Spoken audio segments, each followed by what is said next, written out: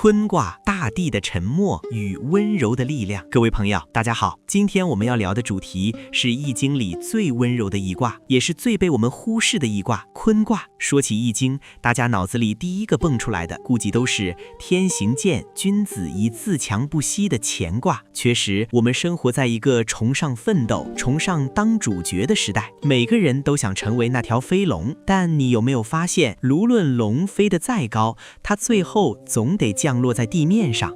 无论阳光再灿烂，如果没有泥土，连一棵小草都长不出来。这份承载万物、默默无闻的力量，就是坤卦，也就是我们每天踩在脚下的地德。今天我们就抛开那些枯燥的学术名词，结合易经正式里孔子留下的讲义，用最通俗的大白话拆解坤卦里藏着的安身立命之本。我们要聊的不仅是宇宙的奥秘，更是你我如何在浮躁的社会里修出那份厚德载物的定力。大家好，欢迎来到道物阅览，带你透过古人的眼睛看清今天的世界。我们一起深度拆解古为今用的智慧。志在坤元，谁才是生命真正的保姆？易经坤卦的彖辞一上来就说了4个字，叫志在坤元。大家可能听过乾卦开头的大哉乾元，意思是天道真伟大。那志在坤元又是什么意思呢？孔子在讲义里解释得很妙，天道用大来形容，是因为它无边无际，像个大锅盖一样扣着万物。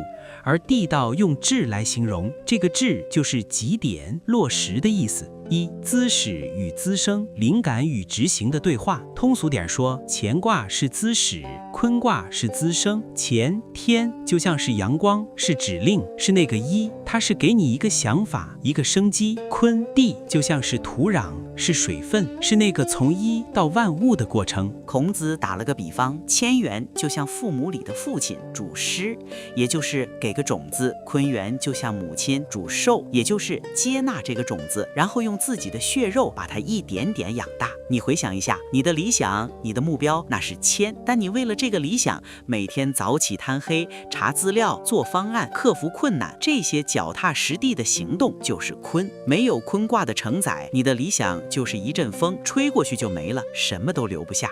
顺承天，不是没主见，是顶级契合。很多人一听坤卦讲顺，就觉得哎呀，这不是教人软弱，教人没主见吗？其实大错特错。讲义里说了，坤卦的顺是顺承天，核心在于契合，而非盲从。大地顺应规律，春天松土，夏天滋养，秋天结果，冬天休养，它从不跟节气对着干，这叫智慧。就像一个顶级团队的执行者，他知道什么时候该发力，什么时候该蛰伏。这种顺应本质规律的能力，才是真正的强者之道。坤厚载物，你人生的底色决定了你的高度。坤卦最出名的一句话：地势坤，君子以厚德载物。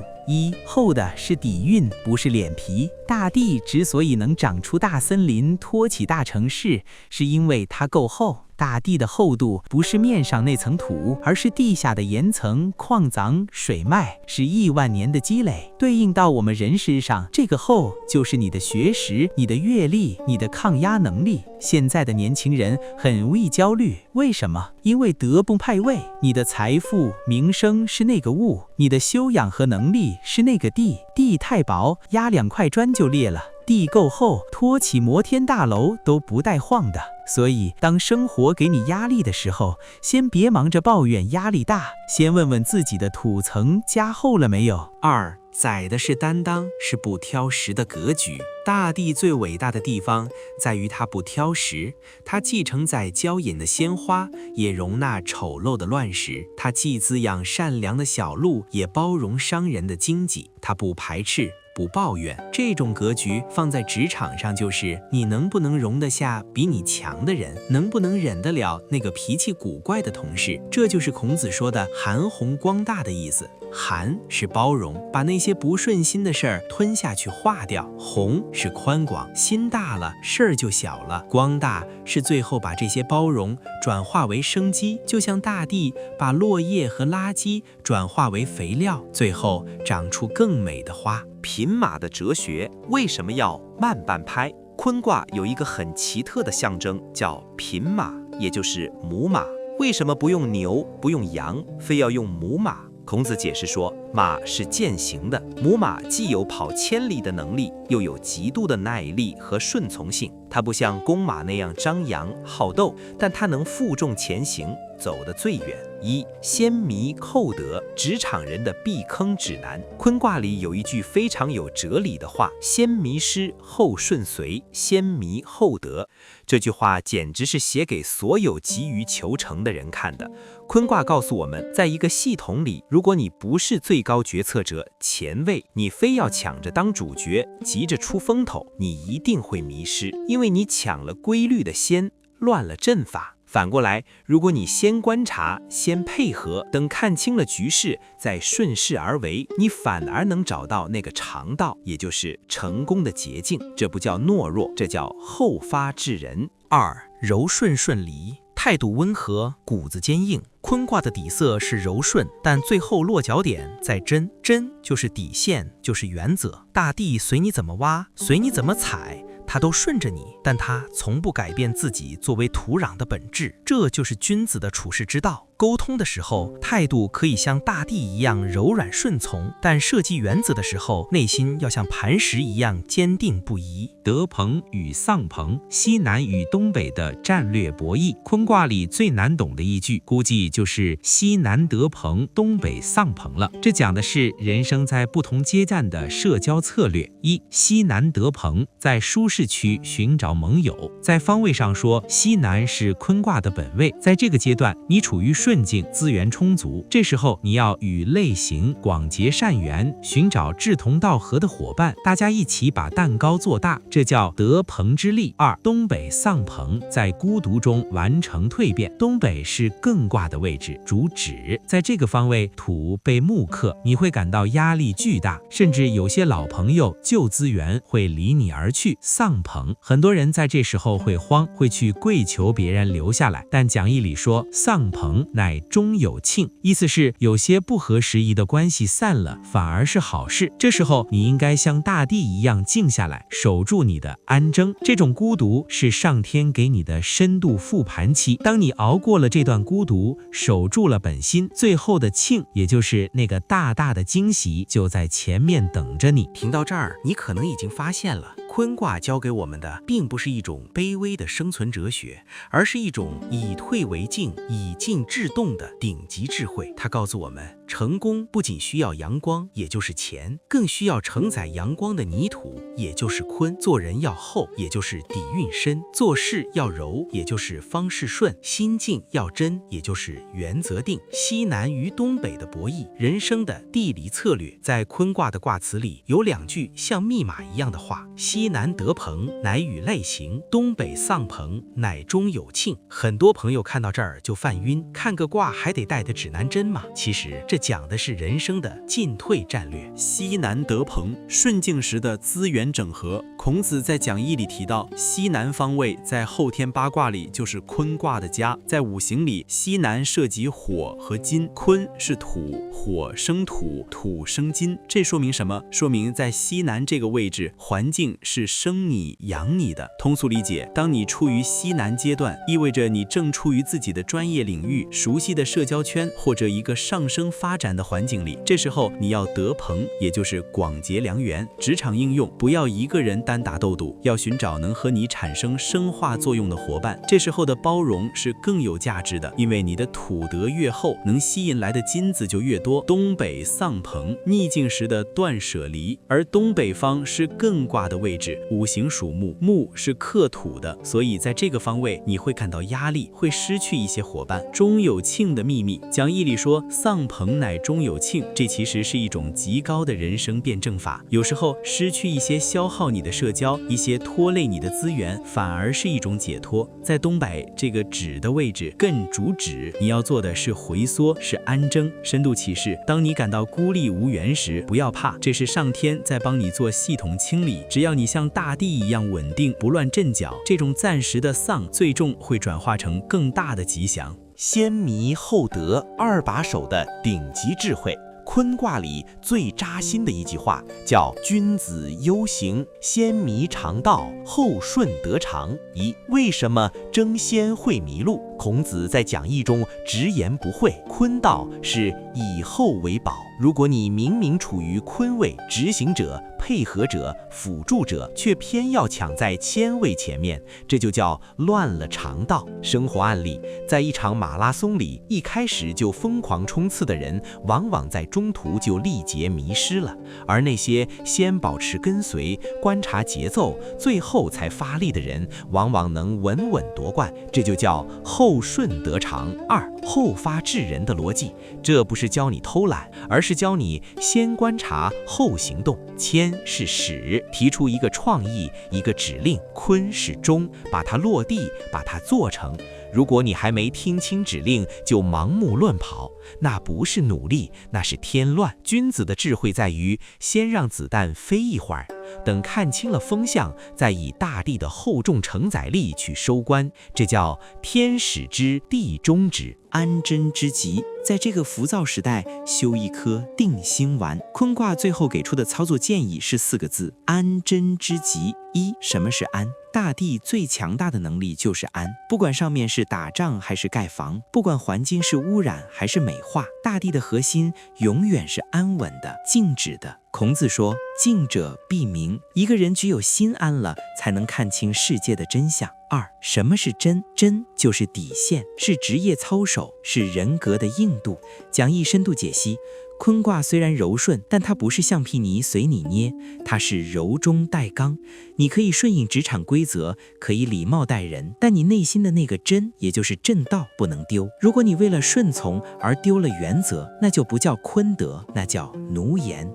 应地无疆，这就是你的护身符。当你做到了安且真，你就能呼应大地的无边力量。这种力量不是爆发性的，而是持久性的。在这个比谁跑得快的时代，坤卦告诉你，比谁活得久，比谁站得稳，才是最后的赢家。终极修身，当自强不息，遇上厚德载物。很多朋友问我，到底是该学乾卦的拼命，还是学坤卦的包容？阴阳不是选择题，是并行题。孔子在讲义里说，后天则以并行。在我们的现实世界里，乾坤是不能独行的。自强不息，乾是你的引擎，让你不断进步，不被时代淘汰。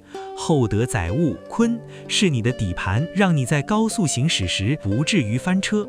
拒绝德不配位。如果你只有乾卦的刚猛，没有坤卦的厚德，那叫孤阳，很容易折断。一个人如果拼命赚钱，钱的进取，却不修人品，不积德行，坤的厚载，那这些钱就是压死骆驼的最后一根稻草。这就是为什么圣人把乾坤2卦并列为开篇的原因，缺了哪个，人生都是残缺的。各位，坤卦其实是给所有脚踏实地的人的一封情书。它告诉我们，孤独不可怕，东北丧朋，那是你在积蓄中有庆的能量；退后不可耻，后顺得长，那是你在等待最好的时机；柔弱不平庸，只要你够厚够真，你就能承载起这个世界所有的繁华。在大地的智慧里，没有所谓的垃圾，只有放错位置的资源。下一部分，我们将进入坤卦最惊心动魄的时刻，龙战于野，其血玄黄。当柔顺积累到极限，会发生什么样的质变？我们又该如何在矛盾爆发时保护自己？地势坤，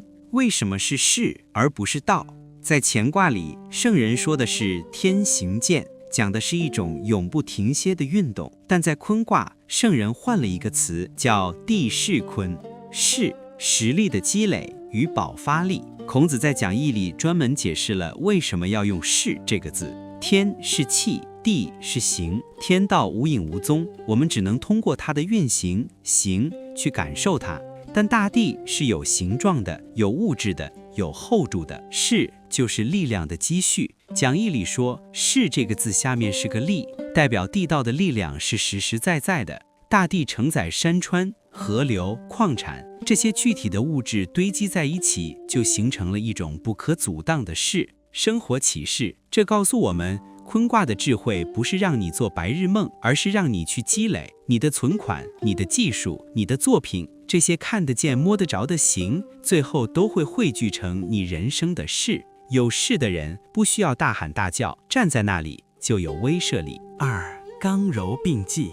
大地其实很有性格，很多人以为大地就是软绵绵的泥土，但你看，大地里有坚硬的岩石、冰冷的钢铁、炽热的熔岩。孔子说，地道实际上是刚柔并用的，对内要刚，你的底线、你的骨架要像岩石一样硬；对外要柔，你的姿态、你的包容要像泥土一样软。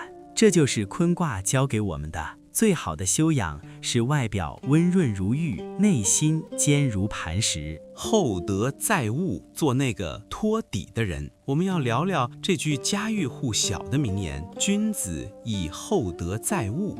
什么是德？它是你的排水量。如果把人生比作一艘在大海上航行的船，你的财富、名声、地位就是船上装载的货物，而你的德就是这艘船的排水量。载物的前提是厚。孔子说，坤德必须博大深厚，才能承载万物，而不至于崩塌。现实警示，现在很多人追求物的增长，却忘了增加德的厚度。船越装越重，排水量却没变，结果就是一个浪头打过来，船直接翻了。这就是德不配位，必有灾殃。2.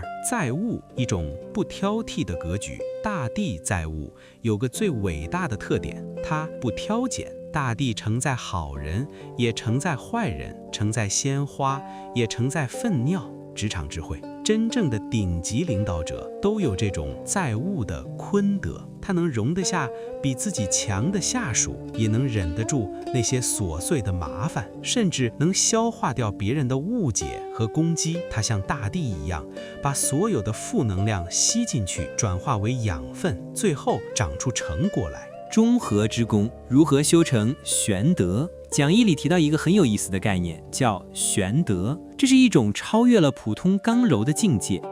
顺谦法坤，像天一样思考，像地一样做事。天之道，谦是方向，是高瞻远瞩，是自强不息的动力；地之道，坤是执行，是包容承载，是安贞守正的定力。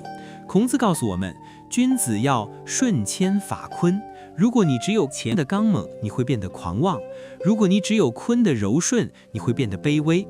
只有两者合一，你才能达到至诚的境界。2. 寂静中的力量，地道主静，但这种静不是死寂，而是一种不言而信的力量。大地从来不吹嘘自己有多伟大，但春天到了，它自然会回馈你满山繁花。人生修养，修坤卦的人不爱显摆，不爱争辩，他默默地做，默默地承载。等到事情成功的那一天，大家自然会看到他的功劳。这种不争而善胜的智慧，就是坤卦给我们的最高奖赏。君子的归宿，知天命而履薄厚。孔子在讲义的最后提到，《易经》是为人道立的教。三才合一。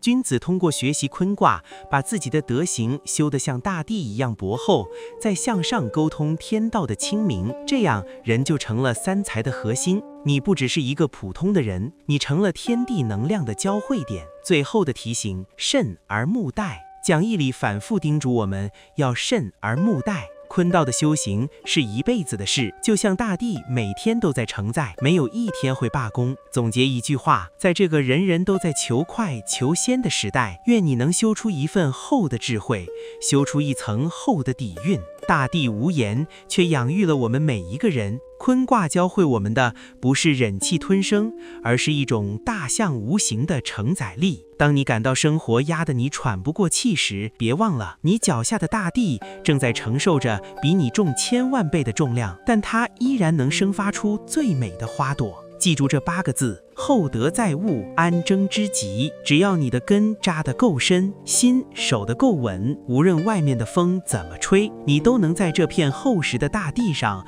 开出属于自己的最灿烂的人生之花。柔顺力争，女性力量与职场韧性。讲义中多次提到坤卦的性质是柔顺，并以牝马作为类比。在现代语境下，这其实是在探讨一种韧性驱动的成功模式。柔不是弱，是化骨绵掌。理解柔顺，坤卦的柔是建立在厚的基础上的。大地之所以柔，是因为它能安收所有的冲击力。职场应用，在团队合作中，那个整天咆哮的人，过度用钱，往往最先精疲力竭，而那个情绪稳定，能听进建议，在关键时刻给所有人托底的人，才是团队真正的核心。这种顺承的能力，本质上是对全局规律的深刻把握。真的定力，不随波逐流，守正之道。坤卦讲力争，意味着这种柔顺必须建立在正义和原则之上。讲义解析，孔子提醒我们，如果只有柔顺而没有争，也就是底线，那就变成了谄媚。君子效法坤卦，是学他像大地一样有规律、有常操，也就是安争之极，而不是学他没脾气。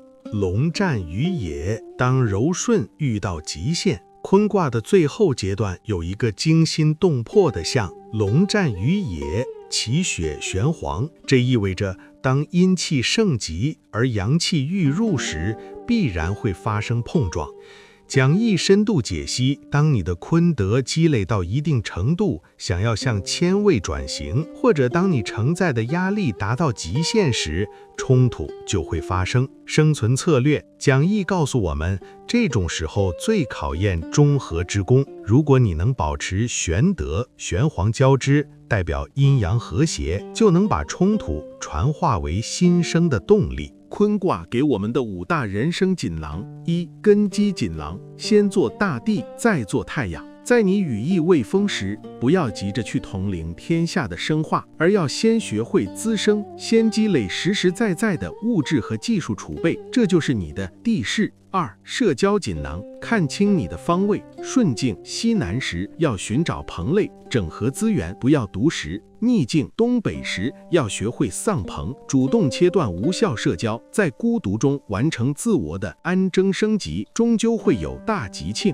3、竞争锦囊，甘居人后的后发制人，记住先迷后得的教训，在复杂的局势面前，让更有野心的人先冲。你作为后顺的一方，通过观察和承载，往往能掌握最后的长胜之道。4、格局锦囊，厚德方能载物，别再抱怨压力大或者机会少，你的痛苦往往是因为德薄而物重。加厚你的底蕴，扩大你的包容度，含宏光大，世界自然会向你咸亨，全面开放。5、终极锦囊，乾坤并行，只有自强不息是痛苦的劳模，只有厚德载物是无用的好人。真正的君子是白天像乾卦一样拼搏，晚上像坤卦一样复盘和承载。安争，我们从志哉坤元聊到了安争之极，从职场生存聊到了人品修养。坤卦其实不是让我们变得卑微，而是让我们变得辽阔。